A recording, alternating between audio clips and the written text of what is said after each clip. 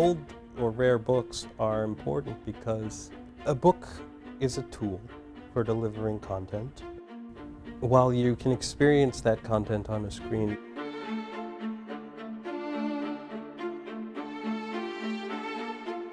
you can't experience the history in the same way as you can when you have an artifact in front of you that was in the time, in the place, is connected to the thing that you're researching.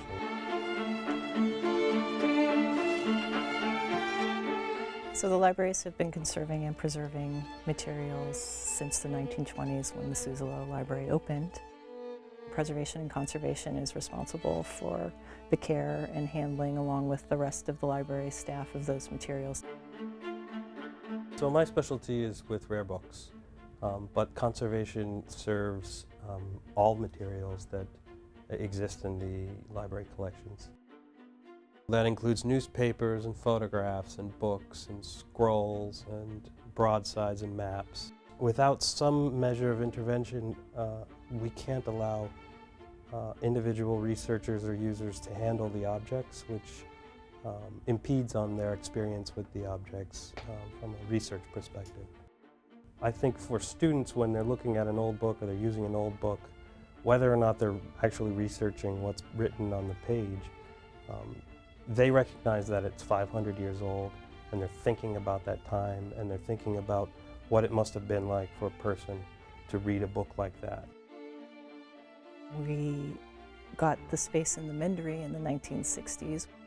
In 2012, when the Mellon Foundation approached us and asked us if we were interested in applying for a grant or a gift for a senior conservator position. Part of the reason why they asked us to apply was because there's not that many conservators in the Pacific Northwest. Conservation requires flat space. Having a new lab with a lot of space allows us to do more work in a more efficient manner, and definitely in a safer manner for the objects that we work with.